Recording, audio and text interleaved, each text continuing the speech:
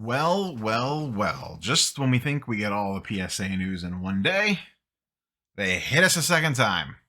This just posted to Instagram about 8:45 Eastern Standard Time, Monday evening. PSA is opening up value service to everybody starting Thursday, June 9th. Some interesting twists on this one.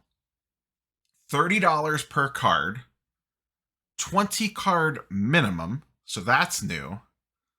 The same 96 to 2022 applies.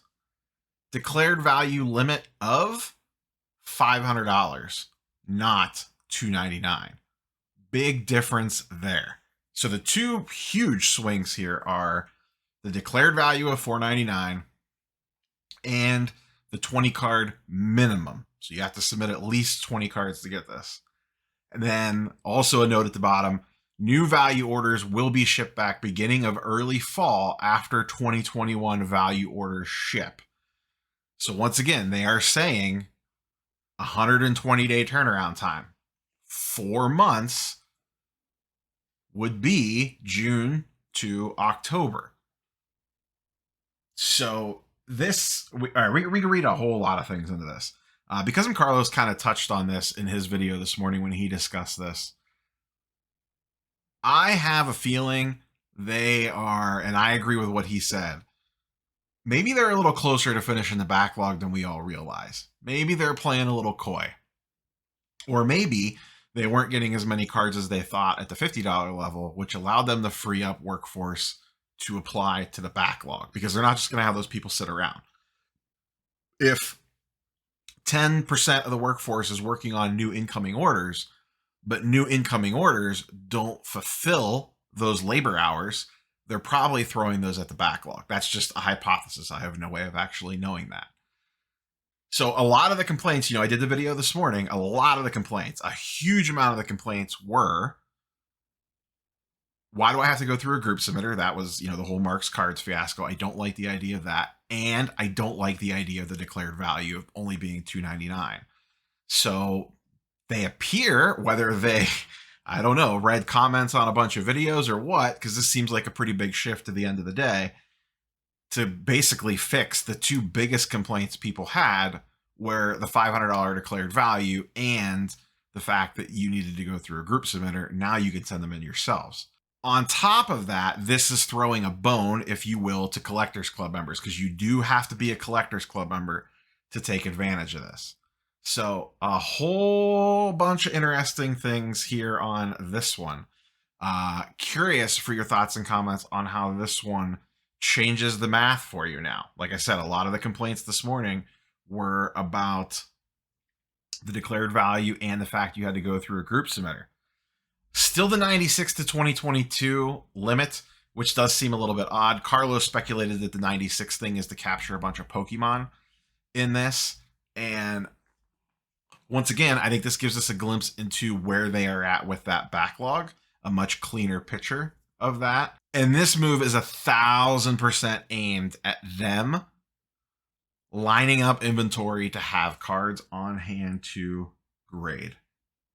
On hand to grade, they want piles and piles of cards. I talk about this. Tomorrow's video is actually already recorded for a state of the grading breakdown. So it'll be a little stale based off this news kind of changing things. But they are trying to load up that inventory room. Because remember, they had discussed about a month ago on the PSA podcast that the bottleneck was not in the early stages of the grading on the current backlog. The bottleneck was in encapsulation and shipping, not actual grading and processing the orders when they come in the door. So those people are going to run out of work sooner if they're not already. So these new orders coming in, that they'll go through those early stages, and then they're going to sit until the backlog's completely finished. So essentially what they're saying is, we are going to have the entire backlog cleared and have these orders done in 4 months. So that's pretty ambitious, but I have to imagine, I'm going to give them, which, this will bite me in the ass, and someone could call me out in the comments in 4 months if they don't hit this. I would be shocked if they do not come close to nailing these turnaround times.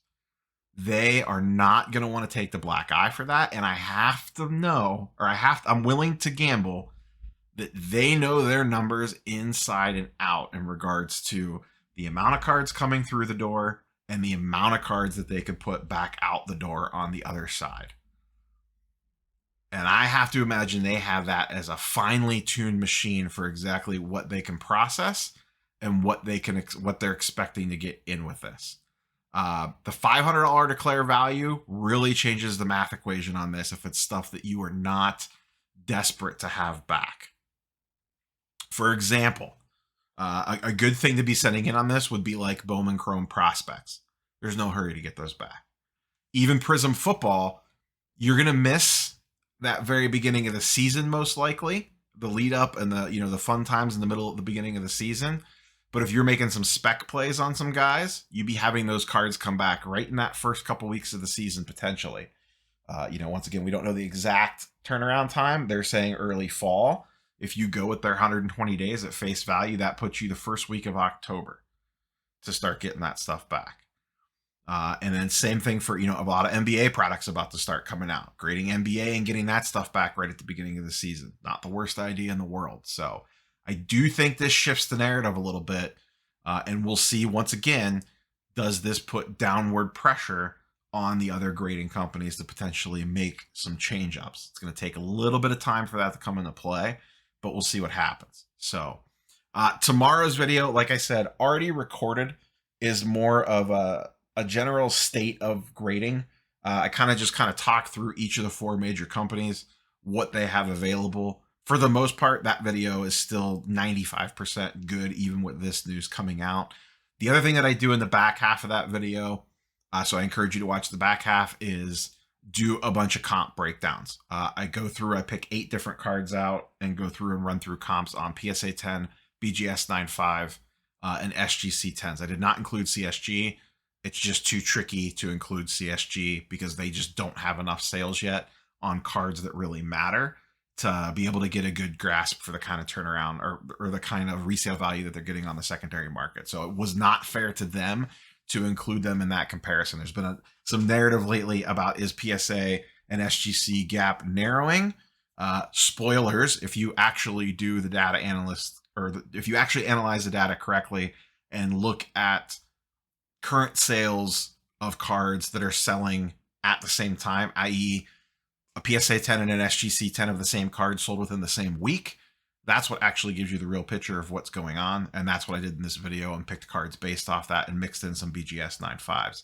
And like I said, spoilers, the gap's about the same as it's always been. It's not narrowing. In some cases, it's very wide. In some cases, it's a little bit tighter.